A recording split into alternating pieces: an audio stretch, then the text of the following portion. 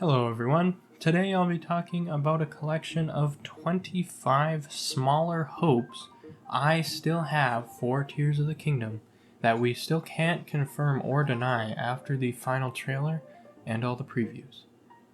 When I say smaller, I mean that we won't be talking about really vague things like that the story is good, or obvious things like that there are more dungeons than its predecessor.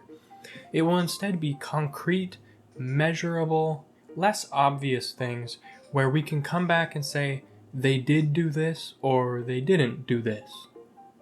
Almost 3 years ago, I posted a 3-part wishlist series for Tears of the Kingdom.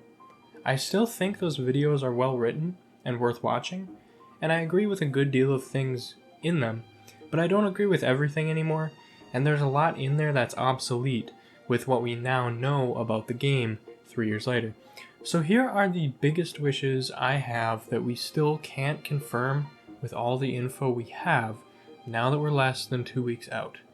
If this game fulfills a good handful of these 25 hopes, it may be nearly flawless in my book. Let's get right into it. Number 1.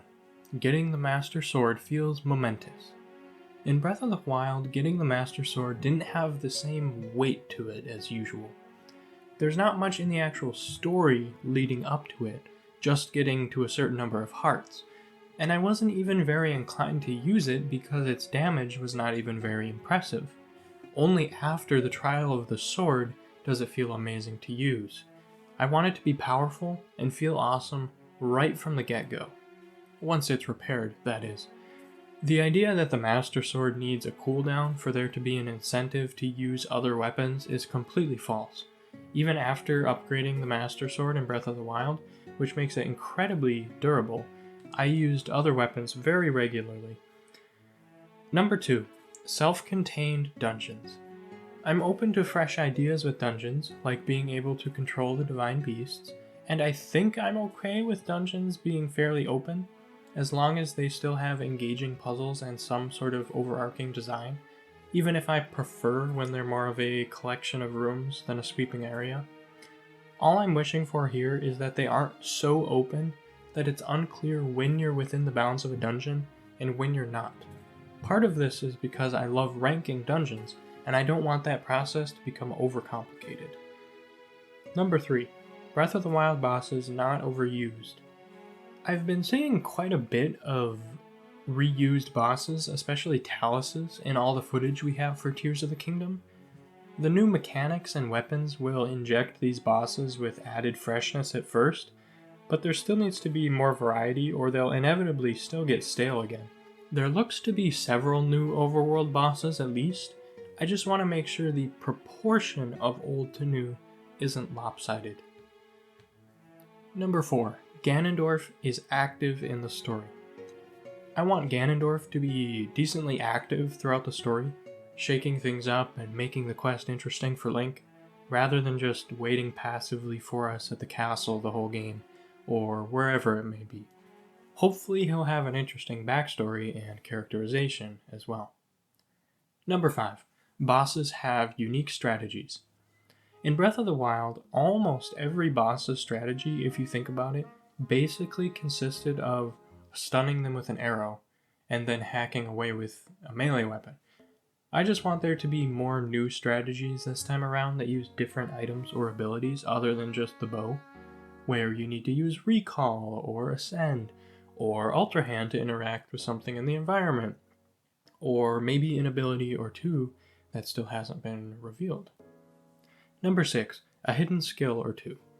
In some ways, as far as the actual base level things you could do with a sword, Breath of the Wild was a regression from previous games, at least if we compare it to the 7 distinct hidden skills from Twilight Princess, for example. It would be awesome if there was even just 1 or 2 new base sword moves we could learn, like the backslice or jump strike. Number 7. Korok puzzles less repetitive.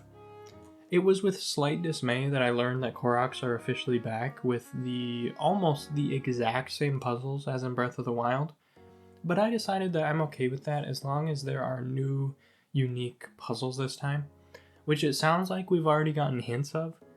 I do like the sound of the puzzle that people got to try in the previews where you have to reunite 2 Koroks and then you get 2 seeds for the slightly more involved endeavor. That is a great innovation for that mechanic. Number 8.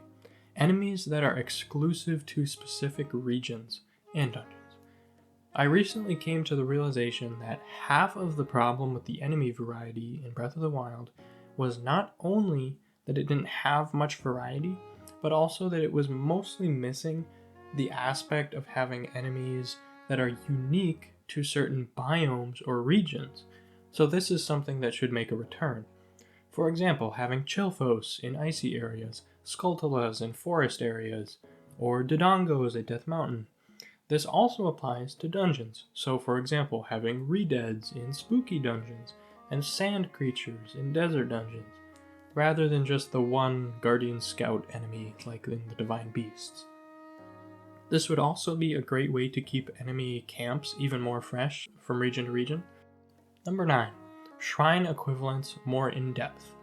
If there is indeed some sort of equivalent to shrines in this game, I want them to focus on increasing the depth of each individual shrine, where in Breath of the Wild a lot of shrines felt like it was the introduction of a concept, and then very rarely did they actually escalate that puzzle to any intellectually stirring degree.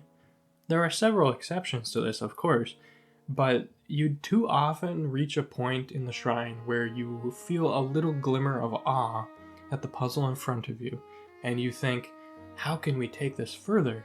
But then that's precisely where the shrine ends. I want Tears of the Kingdom shrines to have slightly more depth and length so that they can escalate the puzzles to a decent degree, rather than being almost just a proof of concept. Number 10. No healing in the pause menu or stockpiling health, overall better challenge scaling. This was one of my bigger requests, but I've saved it for a little later here since it seems like this hope got shut down in the recent previews, but it's still not entirely clear. There might be some sort of restriction on healing that we have yet to see.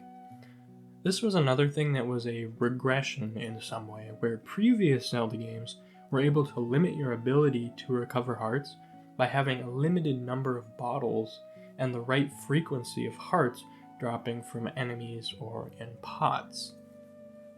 Number 11. A few new ocean islands and an interesting sailing method that doesn't involve crafting. I would absolutely love it if we got a few new islands in the sea for us to explore, with some sort of method of sailing available other than just crafting our own boat. It'd be awesome if there was a segment or area of the game where we could ride on a pirate ship or something like that and explore the sea. Something a little less destructible and janky than what we could build with Ultra Hand.